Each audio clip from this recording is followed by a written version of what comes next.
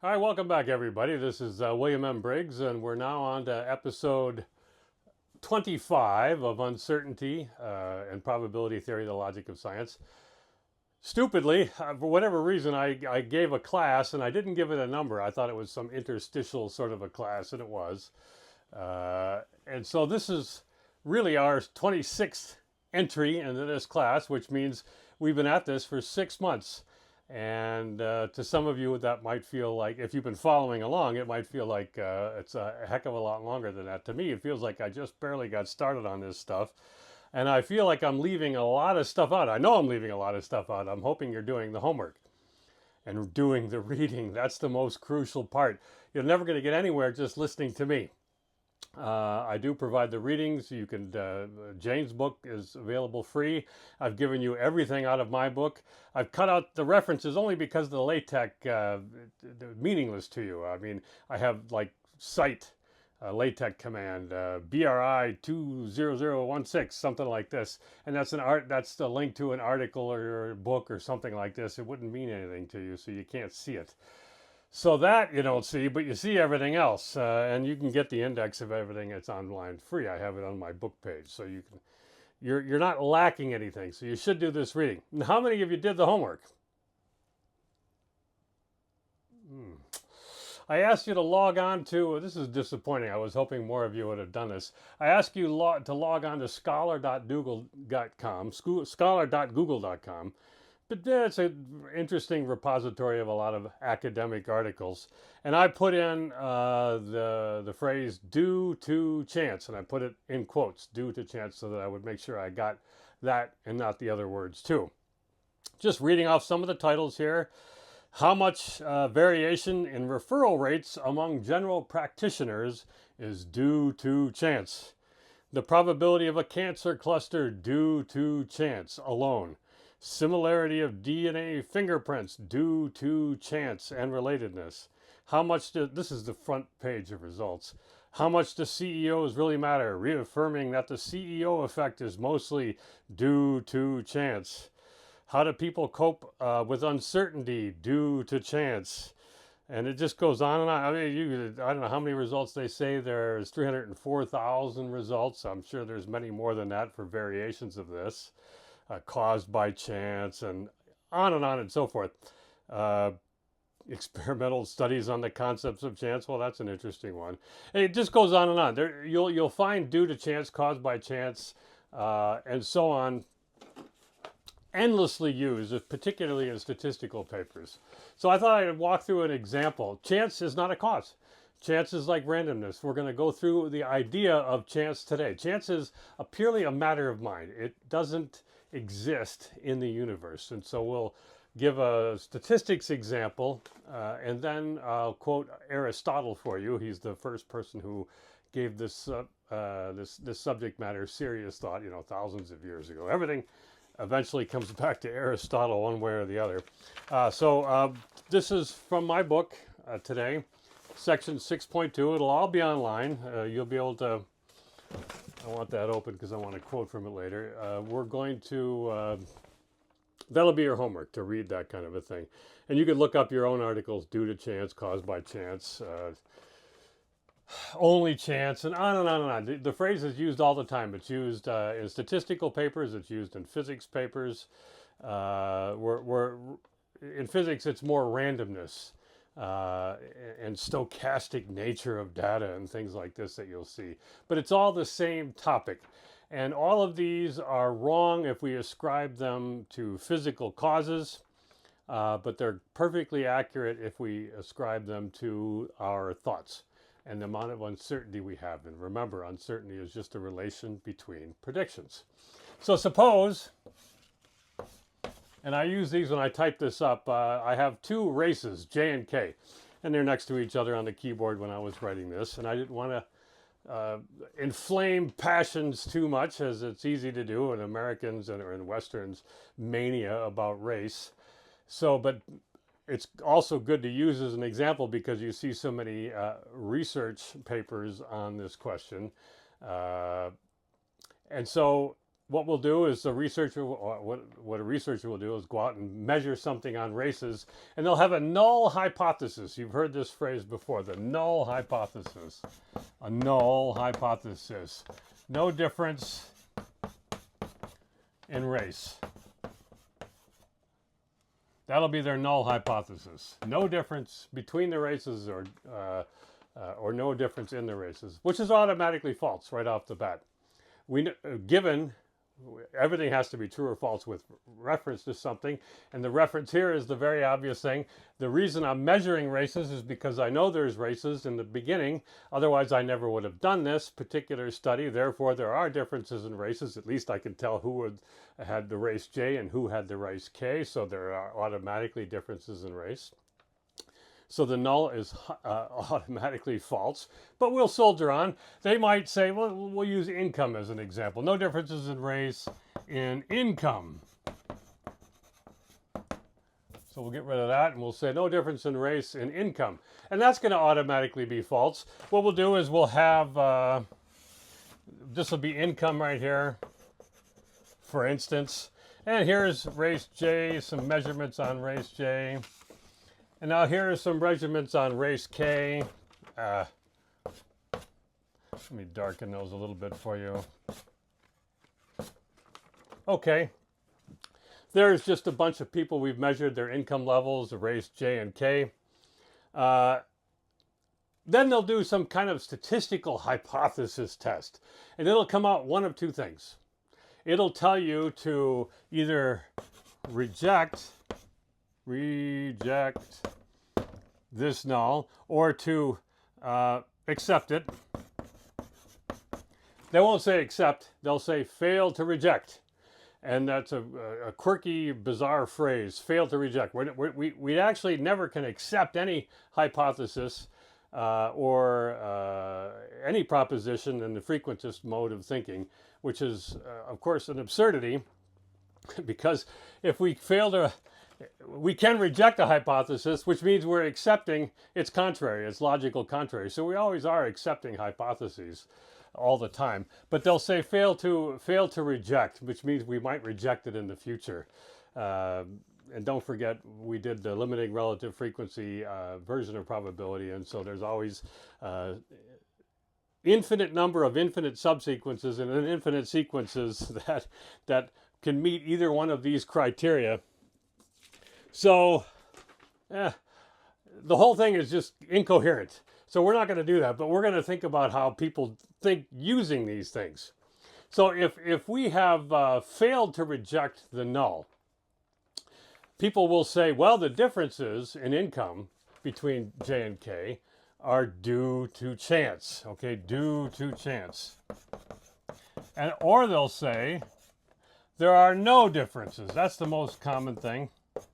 They'll say there's no difference in income due to chance. Well, here we go. Here are the results that we have. Are there differences? Yes, there are. Absolutely they are. But what they'll do, I'm not, without getting into the mathematics of this, which we will, I promise you, we'll look at the mathematics of all these things at a different time and go exactly what I mean by hypothesis tests and all that kind of a thing. They mean something specific mathematically. But we can just look at this and we can see, yes, there's differences. Yes, there's differences. So what do they mean? It doesn't make any sense there's differences. Well, they'll say the differences are too small and therefore they have to be due to chance. But what does chance mean? Chance doesn't mean anything. There's nothing that chance is working out there in the universe. There's no chance assigning people's incomes. Really what happens, of course, is that somebody is assigning an income to each individual that we measure. They have an income for a reason, which is to say for a cause, usually a series of causes. Some of those causes may be due to race. For instance, race K is preferred, or race J is preferred. Let's suppose, just because of the picture I drew up here, this is J in white, and K will be in this orange color, if you can even see the difference. It may be the strict policy of the institute that you took your data from to award people in race J slightly more money, or only some of the people in race J slightly more money. In the end, though, if all we have is this, we don't know which of the individuals in here were awarded more money or how much money they would have got if they hadn't been of this race J and they were in those special circumstances. In other words, unless we go and interview the person who is assigning the incomes to each individual in any of the races, and that person does not lie to us, does not mislead us, and has perfect memory and recall, and can coherently ascribe to himself exactly the number that he picked for each individual person in that data set, or the people who pick those incomes, then we won't know the causes. And it always remains the chance that some of this difference that we do see in incomes may be because of a person's race, or it may not be because of a person's race. We can't tell using the data alone. If all we had was race and income, and that's all we've measured, and then whatever the difference that we see that we have, we can make probabilistic statements. We could say the probability that somebody's income in K is greater than J, given our data and whatever model we put onto this stuff, we could say that that is greater than, say, 50% or something like this. We might be able to make pronouncements like this, but that's not causal language. This is not causal language. This is just saying, given the assumptions that we made. In other words, we bring the idea of cause to the model. It is we who assigned race in the first place in this thing. It is we who brought cause to this. And so we don't extract cause from it. We ascribe cause to the models that we use. Now, there may be lots of things, you'll see a lot of people when the difference is small. When the differences are small, like I've drawn here like this, and the null cannot be rejected, in other words, people accept it, they really do try to not accept it if they want there to be differences between the races. They'll say, well, our sample size wasn't big enough, and we really would have got that difference had we got more sample. Or any number of things that they will do, or the magic number that they use to decide this kind of a thing was almost significant, and they'll try any number of things to rescue the hypothesis that they want to be true. Again, they're bringing that cause to the data. Even when it's not present in the observed data, it's still there in their mind, and it's still true. It just hasn't manifested itself. Or we'll see differences like this, and maybe we'll have a couple of more out here, and some bigger ones out here like this. And it's clear now that K, for whatever reason, whatever causal reason, we don't know yet, but K tend to have people who have more larger incomes. Okay.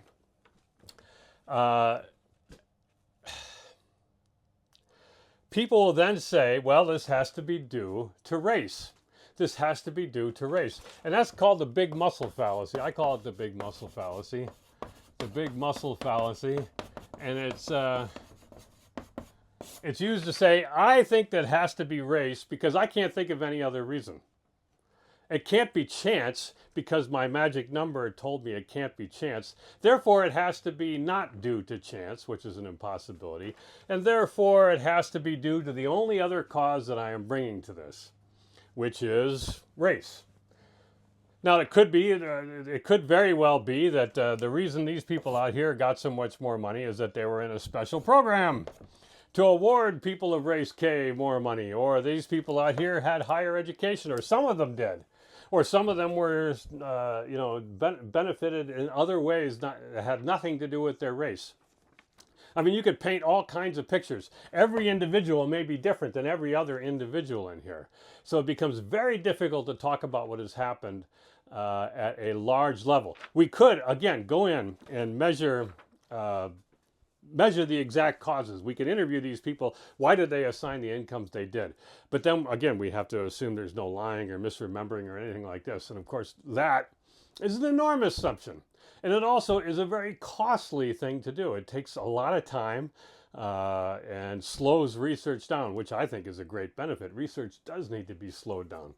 So we have a lot of stuff that is just correlated. It's correlation. We have a correlation between race and income that we can define as something like this, the probability different than a half for people receiving greater income. We'll talk more about all that, and I'll quantify all this stuff. I'll be very careful to quantify all this stuff when we talk more about hypothesis tests and the like. But I just want to show you that something has to cause everything, and that cause cannot be chance. It never can be chance. Chance isn't a cause. And I want to read you a couple of things from Aristotle here, because he thought the differences due to whatever we hear may be just a correlation, or they may be a coincidence. But chance can't be part of it. So let me read you this. And I can't read you everything here. I'll try to read a lot of this and try to explain some of these words here, because this is the most important philosophical part of the whole chapter on chance. This is quoting Aristotle right now. So some people question whether chance and spontaneity are real or not. They say nothing happens by chance, but that everything we ascribe to chance or spontaneity has some definite cause by coming by chance into the market, for example, and finding a man who we wanted to meet but did not expect to meet because we ended up in the market. We wanted to meet this man. We didn't expect to meet this man, but we did. Now that's a coincidence. Or it seems that fate is operating in our favor, or that chance brought us together. He goes on to describe this particular example in more detail. A man is engaged, say, in collecting subscriptions for a feast. He would have gone to such and such a place for the purpose of gathering the money if he had known. I mean, the man would have gone to the market to get the money from his buddy if he had known he was going to be there. He didn't know he was going to be there, but he actually went for another purpose, which is shopping. And it was only incidentally that he got his money by going there. And it was not due to the fact that he went there by rule or necessity. Nor is the end affected, getting the money, a cause present in himself. This wasn't the cause of him go to the market to get the money. It belongs to the class of things that are intentional and the result of intelligent deliberation. It is when these conditions are satisfied that the man is said to have gone by chance. If he had gone of deliberative purpose and for the sake of this, collecting the money, if he always or normally went there when he was collecting payments, he would not have said to have gone by chance. Well, let's think about this example. This is incredibly important in coincidences, and I'm going to have a whole other lecture on coincidences. But this we might call this by chance, we may call this by coincidence. We remember events like this only because they are important. Now, the man going to the market to go shopping, any number of things that happened there. There'd be, say, 1,000 other people in this market, and every one of them will have all kinds of attributes or thoughts on their mind and so forth. There may be other people in that market who are also going to the feast. Well, that's a coincidence. Or there may be other people who are not going to there but have thought about going to the feast. Well, that's a coincidence. There's any number of things that we could label as let me write this down. I think it's important enough. Coincidence. What is an incident? Well, it's a thing that happened. It's an event. It's a proposition that we declare and that we could measure. And means two incidents. Two incidents. Okay? So the man going to the market, I'll just say man market, is our first incident. Now, there are thousands of people there. You go and the guy has, he's selling kumquats and watermelons. And he's got the kumquats on the left side and the watermelons on the right side of his table. Okay, so that's kumquats and watermelons. Another guy has on sale. He's selling pork steaks on sale. there's just an endless number of these, all of which we dismiss from our mind. I mean, there's so many that are happening at the particular moment. It's not endless. It's not an infinite number. There's a finite number, but it's a huge number that we can't even quantify if we tried.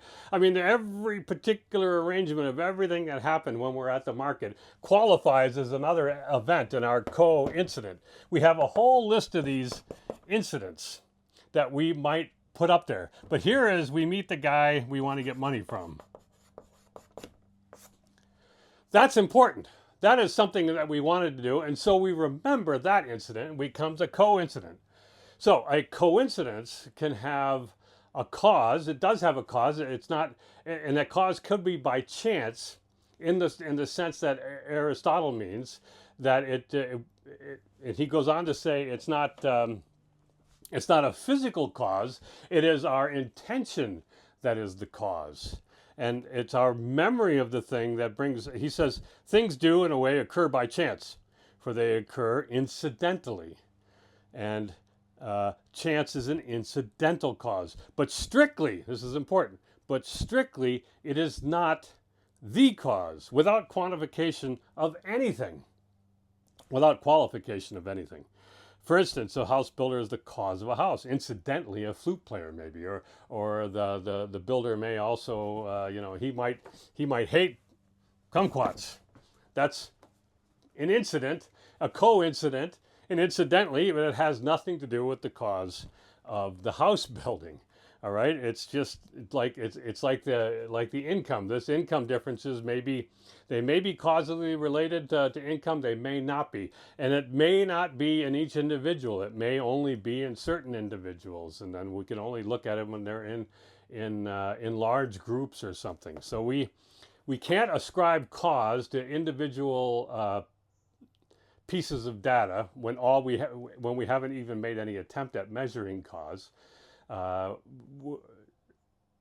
we'll get into all that when we do hypothesis tests and so forth. I don't want to keep belaboring the point about that. I do want to belabor this point about coincidences and so forth. The idea is either they're in a coincidence, and I've written about this recently lately. We either think that there is some meta cause, something above that is guiding this man to go to the market when he did, and to have you go to the market when you did. There's some operating force out there that compelled or impelled the both of you to be at that market at the same time, even though you might not know what that cause is. And that's one idea of a coincidence. The other idea of coincidence, is chance. You had lots of reasons to go to the market to get some food. This man had reasons to go to the market to get some food. It was purely by chance. In other words, there was no predictability in it. There's no cause in it that brings you two together so you can collect the money for the feast. There's no meta cause. There was nothing driving this. It was just his intentional behavior and your intentional behavior that were unrelated to one another. Now, because it's we who bring cause to data. We bring cause to data. We bring cause to these models and everything. And this is just another model. It is eventually up to us, and no probability is going to do this for us. No probability can do this for us. It is up to us to determine, do we think that there was some higher driving force behind this event? Was it because because the Lord himself wanted you to be there to collect the money for this feast at this particular time for reasons known only to the Lord himself? Or was it just nothing? It had nothing one to do with the other, and the guy and you showed up fortuitously, by chance, haphazardly, unpredictably. There was no meta cause connecting those two events. And now there's no proof either way. There's no proof either way. You can't get proof from any kind of probabilistic calculation I could do on this board. That's the real secret behind hypothesis testing and everything else. There's no proof in any of this. We bring cause to the situation. I don't know what whether there's a meta cause behind this particular example or there isn't. we imagine one to be. And this, of course, this is a highly artificial example. I can easily paint a picture where there's no meta-cause behind the two. Or I could easily paint a picture that there is. It's really up to us. And we meet these kinds of things over and over again in life. There's clearly we clearly do not ascribe meta-causes to this not quite infinite, but enormous number of other incidents that are going on at the same time our incident of being in the market is. We ascribe nothing to higher powers or for other forces at work, either benign or nefarious or beneficial or anything like that. But we do when we have an interest in the thing, a pre-interest, something that was there in our minds beforehand. And that's the same thing with any kind of coincidence that we do ascribe meta-causes to. And we're going to go into coincidences more detail. And there are some mathematics I could do. We can mathematize these type of coincidences. We cannot mathematize this, or we could try, but it's always like this. It's we who bring the cause to these things. It's not that we extrapolate cause from them. And that is so crucial. I'm trying to beat us over the head with this, because if we don't grasp this, we're going to fall prey to all the statistical fallacies that plague science and that are caused so much research shows, experts say, and all this kind of nonsense that we're just inundated with. There's a plague of overcertainty because of this. So I want you to read this chapter. I'm going to put it up as a subchapter, I guess it is. It's fairly long. And I want you to ponder it. Ask questions if you got them, and I'll answer them. I'll try to answer them in the next class down the road. We're going to keep going on this because it's so crucial. There's this idea of experimental design. You've heard of this idea of randomized controlled trials. These are the so-called gold standard in certain types of experimentation. I want to prove to you, I hope I'm going to prove to you why that's not the case. There's nothing in the world wrong with control. Control is wonderful, and control is exactly the right thing. But this idea of randomization is not. I hinted at that last time. I'm hinting at it again, and I think next time we'll get it. And then we'll talk about that nothing has a distribution, and then we'll talk about why simulations are not what they seem to be. I know I'm rushing a lot of this stuff, and I'm trying to pack as much as I can into a very short lecture, even though they go on for a half hour. It's still that I feel like I'm rushing absolutely everything, and I should be belaboring each point a bit more. But there comes a point where I have to stop. I mean, we can't do this forever. Like I say, this is 6 months of this stuff already. So, and we're not even halfway through, not by far. All right, that's it for now. There's more down below, and please do the reading, and I will see you next time. Thanks for listening.